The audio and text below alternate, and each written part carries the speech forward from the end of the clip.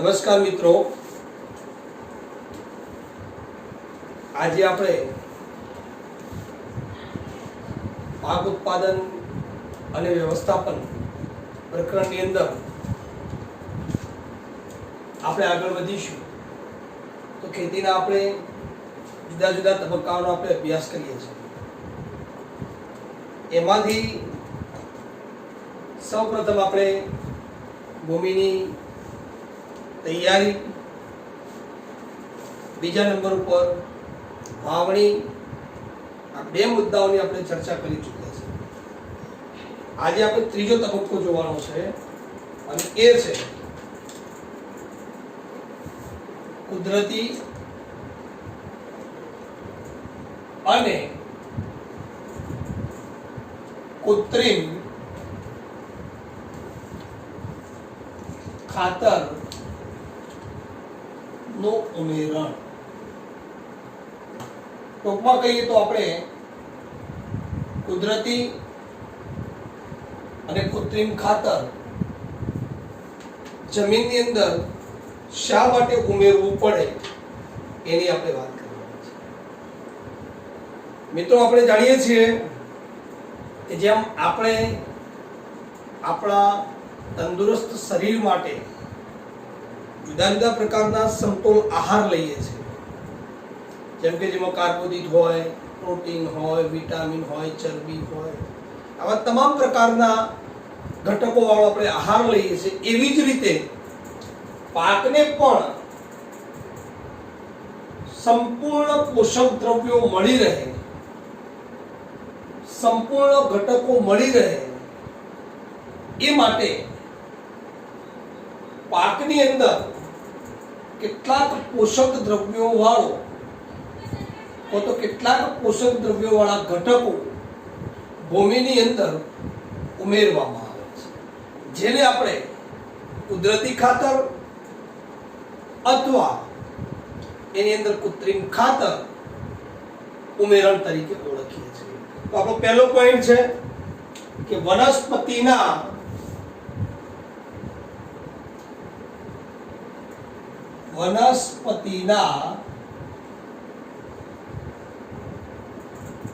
તંદુરસ્ત વિકાસ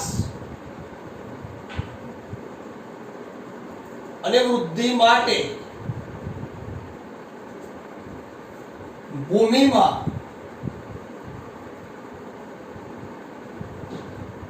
ઉમેરવામાં આવતા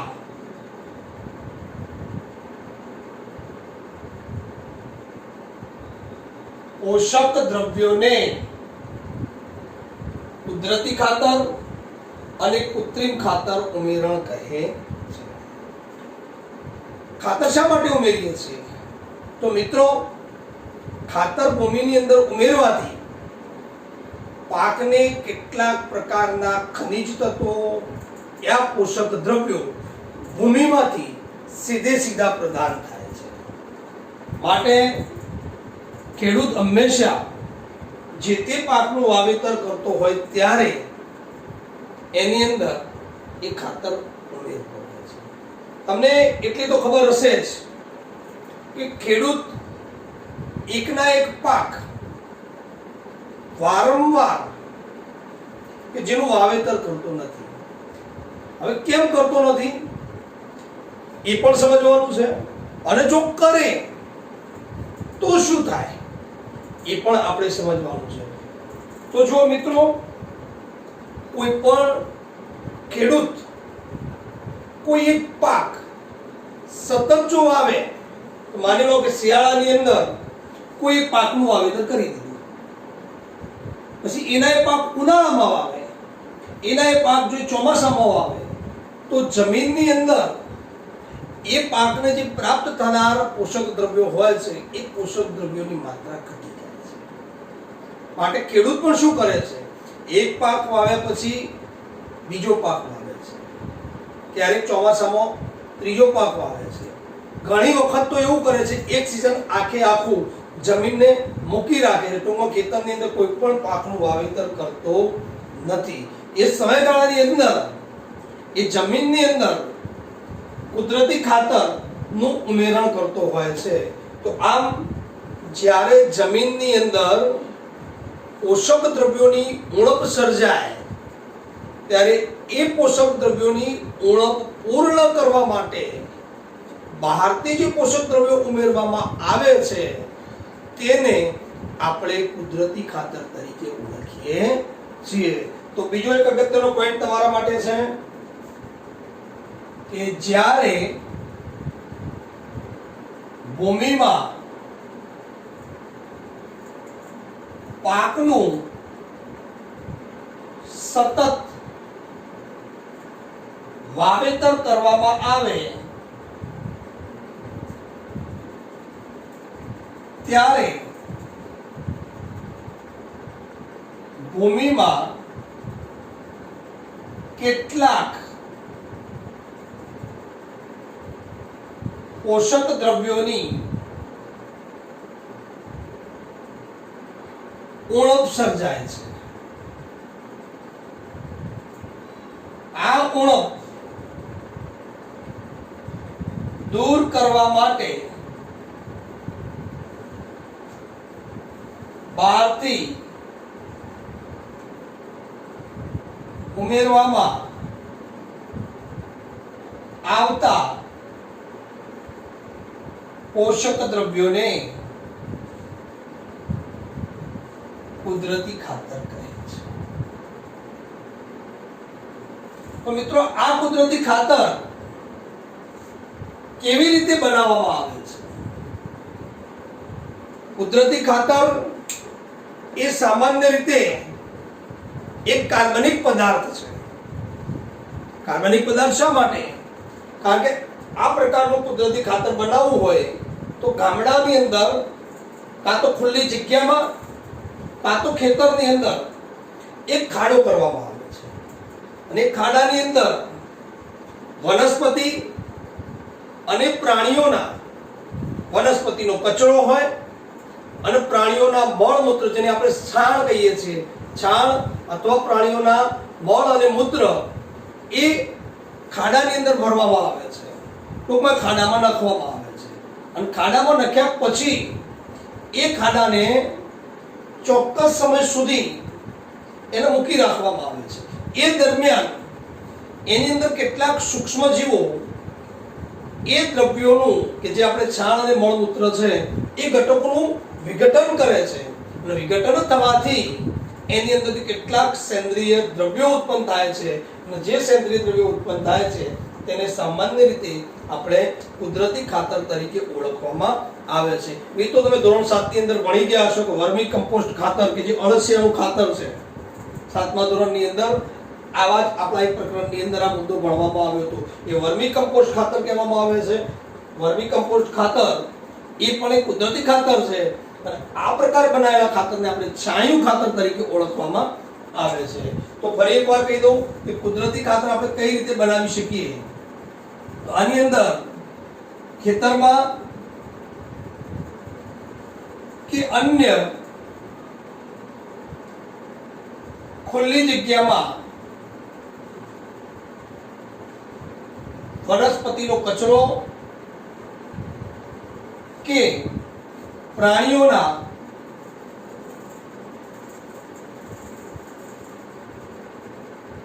મળમૂત્રના કચરાને એક મોટા ખાડામાં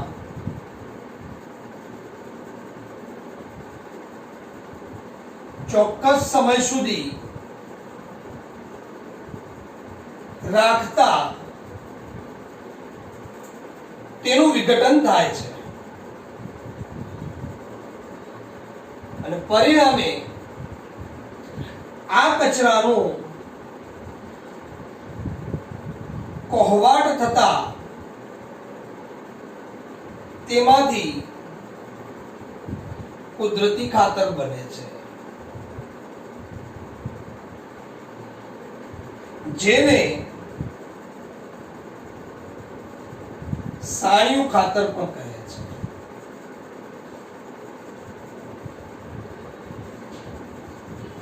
આ વાત હતી આપણે કુદરતી ખાતરની.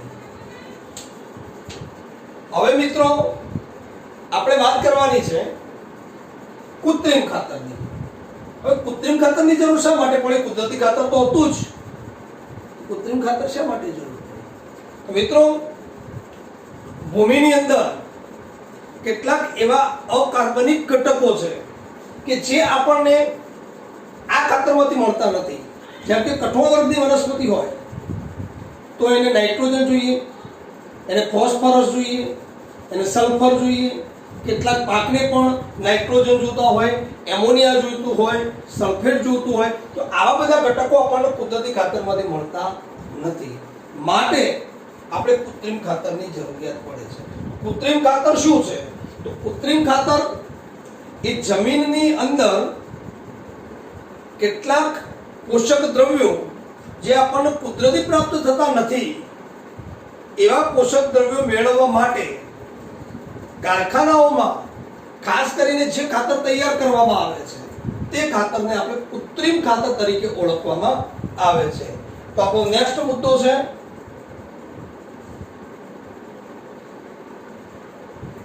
કૃત્રિમ ખાતર. તો આ એક સામાન્ય રીતે રાસાયણિક ખાતર છે.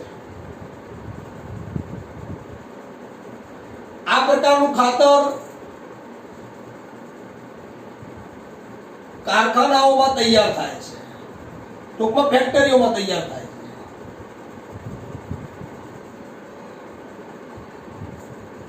જ્યારે ભૂમિમાં ચોક્કસ અકાર્બનિક ઘટકોની ક્ષતિ હોય ત્યારે આ ખાતર ઉમેરવામાં આવે છે. ઉદાહરણ તરીકે તમે જાણતા હશો કે urea, ammonium sulphate,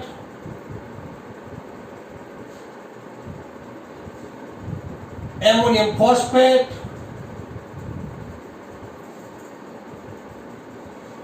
DAP, NPK. NPK નો મતલબ થાય એન એટલે નાઇટ્રોજન, પી એટલે પોટેશિયમ,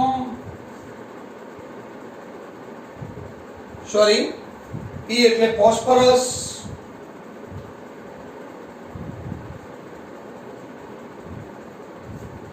પી એટલે ફોસ્ફરસ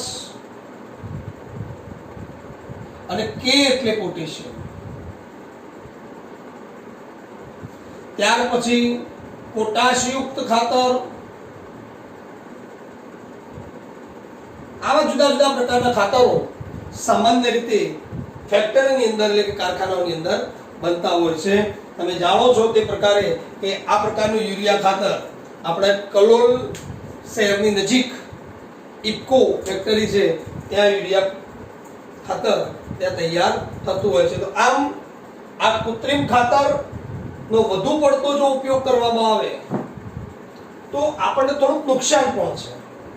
કુદરતી ખાતરના ઉપયોગથી આપણને નુકસાન થતું નથી, પરંતુ આની અસર લાંબા ગાળે દેખાય છે. જ્યારે આની અસર આપણને ઝડપથી થતી હોય છે. તો હવે આપણે બંનેની થોડીક તુલનાની આપણે વાત કરીએ. મિત્રો આપણે વાત કરતા હતા કુદરતી ખાતર અને કૃત્રિમ ખાતરની. હવે એની અંદર સવિશેષ વાત કરું તો કૃત્રિમ ખાતર હાલ આપણે જોયું કે જે સામાન્ય કારખાનામાં તૈયાર થાય છે અને કેટલાક પોષક દ્રવ્યોની ઉણપ જ્યારે જમીનની અંદર હોય એટલા માટે જ આપણે કૃત્રિમ ખાતર ઉમેરતા હોઈએ છીએ. હવે તમને બીજી એક વાત કહું કે આના ઉપયોગથી ખેડૂતો ક્યારેક ઘઉં અથવા મકાઈ આવા પ્રકારના પાકનું જ્યારે વાવેતર કરતા હોય છે ત્યારે આવા પાકની અંદર વધુ પ્રમાણમાં મકાઈ અથવા વધુ પ્રમાણમાં ઘઉં પ્રાપ્ત થાય એટલા માટે અને સારી ઉપજ મેળવવા માટે આવા પ્રકારના ખાતરનો ઉપયોગ કરતા હોય છે. પરંતુ આવા પ્રકારના ખાતરનો ઉપયોગ કરવાથી જમીનની ફળદ્રુપતામાં ઘટાડો થાય છે. આ એક નેગેટિવ પોઈન્ટ કહેવાય, નકારાત્મક પોઈન્ટ છે કે આવા પ્રકારના ખાતરનો ઉપયોગ કરવાથી ફળદ્રુપતામાં ઘટાડો થાય છે. બીજો કે ભૂમિની જલ સંગ્રહ શક્તિ એમાં પણ ઘટાડો જોવા મળે, એટલે કે પાણીનો સંગ્રહ કરવાની શક્તિ હોય એની અંદર પણ ઘટાડો થતો હોય છે. તો આવા બે કારણોસર આપણે કૃત્રિમ ખાતરનો ઉપયોગ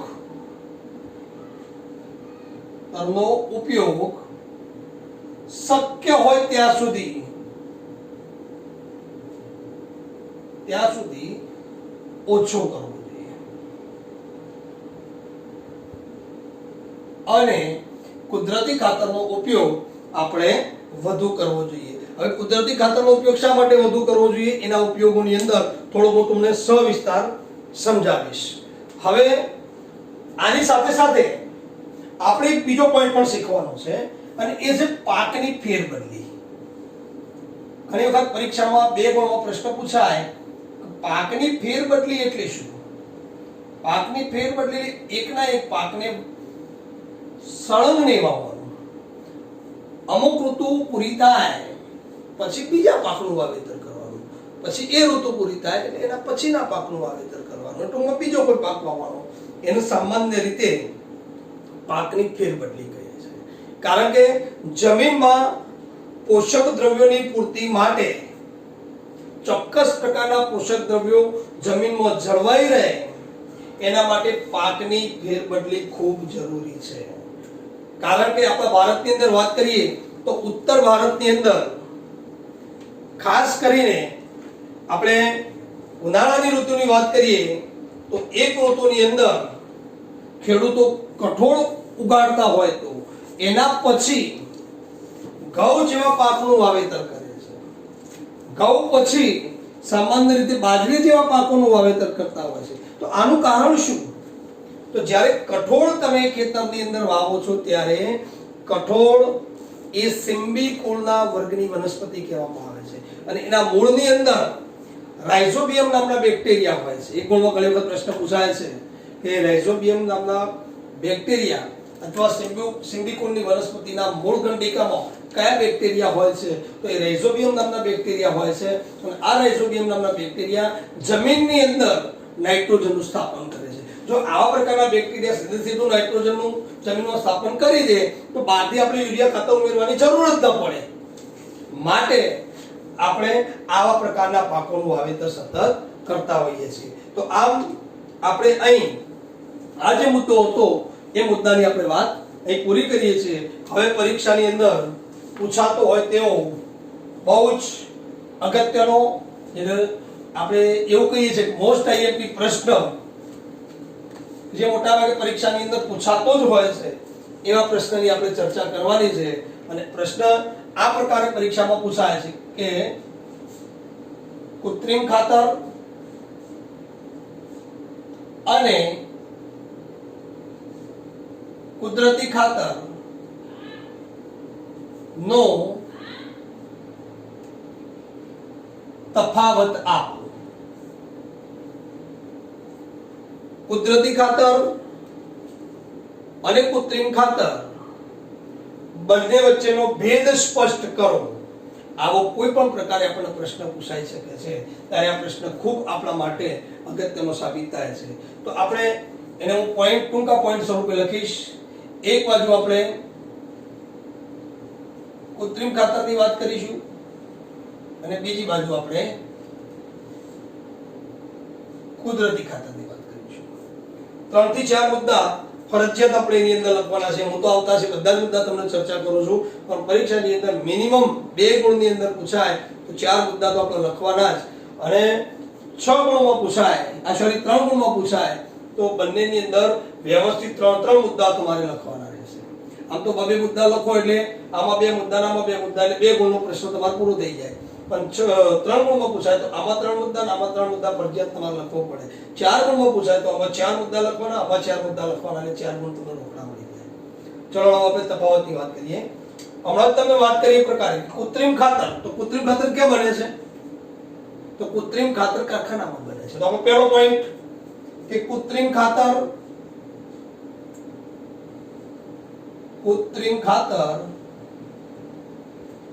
કારખાનામાં બને છે. ત્યારે અહીં સરળતાથી આપણને પહેલો મુદ્દો મળી જાય કે કુદરતી ખાતર સામાન્ય રીતે ખેતરમાં બનાવવામાં આવે છે, એટલે ટૂંકમાં ખેતરમાં તૈયાર થાય છે. પહેલો મુદ્દો એકદમ સરળ, દરેક વિદ્યાર્થી મિત્રોને યાદ રહી જાય તેવો છે કે કૃત્રિમ ખાતર કારખાનામાં તૈયાર થાય છે, જ્યારે કુદરતી ખાતર એ સામાન્ય રીતે ખેતરમાં તૈયાર થાય છે. બીજો મુદ્દો કે કૃત્રિમ ખાતર એ અકાર્બનિક ક્ષાર છે. એની અંદર અકાર્બનિક ઘટકો આવે છે, તો અહીં અ કાઢી નાખો એટલે કાર્બનિક ક્ષારો આવે છે. તો કુદરતી ખાતરમાં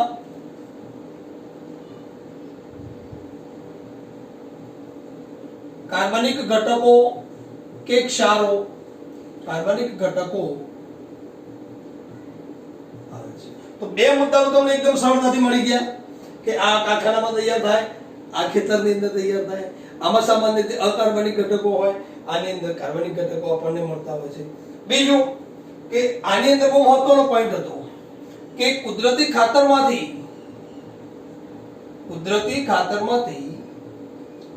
સેન્દ્રિય પદાર્થો પ્રાપ્ત થાય છે. એ ખૂબ જ અગત્યના હોય છે. ભરપૂર માત્રામાં સેન્દ્રિય પદાર્થો આની અંદરથી પ્રાપ્ત થાય છે. જ્યારે કૃત્રિમ ખાતરમાંથી સેન્દ્રિય પદાર્થો પ્રાપ્ત થતા નથી. બહુ મહત્વનો મુદ્દો, કુદરતી ખાતરમાંથી સેન્દ્રિય પદાર્થો પ્રાપ્ત થાય, જ્યારે આની અંદરથી સેન્દ્રિય પદાર્થો પ્રાપ્ત થતા નથી. બીજો મહત્વનો મુદ્દો આના માટે છે કે આની શું અગત્યતા છે, તો નંબર 4 કે કૃત્રિમ ખાતરમાંથી નાઇટ્રોજન હોય, ફોસ્ફરસ હોય, પોટેશિયમ હોય જેવા પોષક તત્વો ભરપૂર પ્રમાણમાં મળે છે. ભરપૂર પ્રમાણમાં મળે છે. જ્યારે અહીં તમે એવું લખી શકો કે કુદરતી ખાતરમાંથી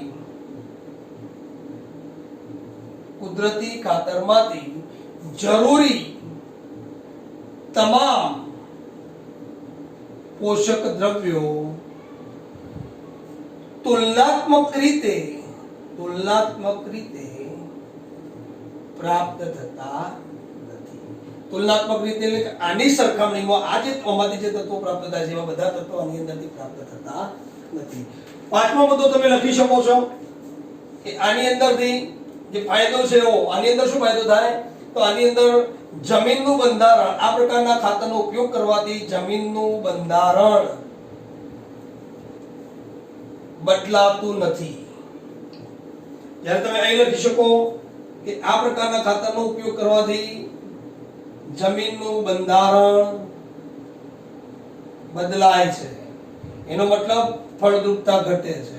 પછી છઠ્ઠો મુદ્દો પણ આપણે હમણાં શીખવાડ્યો તમને કે જલ સંગ્રહણ શક્તિમાં ઘટાડો થાય છે. અહીં તમે લખી શકો કે આ પ્રકારના ખાતરનો ઉપયોગ કરવાથી જલ સંગ્રહ શક્તિમાં વધારો થાય છે.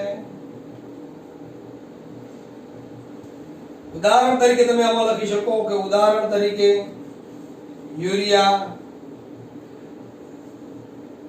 Ammonium sulphate, ammonium phosphate, super phosphate, NPK વગેરે. જ્યારે આની અંદર ઉદાહરણની અંદર તમે લખી શકો છાણિયું ખાતર, વર્મી કમ્પોસ્ટ ખાતર વગેરે. તો આમ મિત્રો તમારા માટે ખૂબ અગત્યનો પ્રશ્ન છે કે કૃત્રિમ ખાતર અને કુદરતી ખાતરનો તફાવત લખો. પરીક્ષાની અંદર 99.99% પ્રશ્ન પૂછાવાની શક્યતા છે, તે તૈયાર ખાસ આપણે કરી દેવો. આ સાથે અહીં એક આપણે અગત્યના પ્રશ્નની વાત પૂરી કરીએ છીએ. મુદ્દાનો છેલ્લો પોઈન્ટ આપણો છે કે કુદરતી ખાતરના ફાયદા. 2 ગુણનો પ્રશ્ન છે, આમાં પરીક્ષાલક્ષી પ્રશ્ન છે. કે કુદરતી ખાતરના ફાયદા. આનાથી કોઈ ગેરફાયદો થવાનો જ નથી, કારણ કે જૈવિક ખાતર છે અને જૈવિક ખાતર એ હંમેશા જમીનની અંદર નુકસાનકારક નથી. હા, એનું પોષક તત્વો કદાચ આપણને ઓછા પ્રમાણમાં મળે, પરંતુ આ ખાતર નાખવાથી આપણને કોઈ નુકસાન થતું નથી. એનું મુખ્ય કારણ શું છે? તો એક, જમીનની ફળદ્રુપતામાં વધારો કરે છે. આ પ્રકારના ખાતરના ઉપયોગથી જળ સંગ્રહણ શક્તિમાં વધારો થાય છે. આ પ્રકારના ખાતરનો ઉપયોગ કરવાથી જમીન ઓછી બને છે, જેથી વાયુઓની વિનિમય પ્રક્રિયાઓ સહેલાઈથી થઈ શકે છે, સહેલાઈથી થાય છે. બીજું કે જમીનનું જે બંધારણ રહ્યું એ જમીનનું બંધારણ જાળવી રાખે છે. અને છેલ્લો મુદ્દો તમે એવો પણ લખી શકો કે આ પ્રકારના ખાતરનો ઉપયોગ કરવાથી આ પ્રકારનું ખાતર આપણને સરળતાથી પ્રાપ્ત થાય છે. આટલો શુદ્ધ મુદ્દો લખવાનો ઘણો થઈ ગયો. તો આમ કુદરતી ખાતરના 5 ફાયદા તમે લખ્યા કે ફળદ્રુપતામાં વધારો કરે, જળ સંગ્રહણ શક્તિમાં વધારો કરે, એ પોચી બને છે, પોચી બનવાને કારણે વાયુનું વિનિમય પ્રક્રિયાને સહેલાઈથી લઈ જાય છે, પ્રક્રિયાઓ સહેલાઈથી થાય છે, જમીનનું બંધારણ જાળવી રાખે છે, સરળતાથી પ્રાપ્ત થાય છે. હવે મિત્રો જુઓ કે આ સાથે આપણે ત્રીજા તબક્કાની વાત પૂરી કરી. ભૂમિ તૈયાર કરવી, વાવણી અને ખાતર. ખાતરનો અડધો પોઈન્ટ ખૂબ લાંબો છે અને બહુ સમજવાનો છે કે ખાતર નાખવાથી જ પાકની વૃદ્ધિ અને વિકાસ બહુ સારા પ્રમાણમાં થાય છે.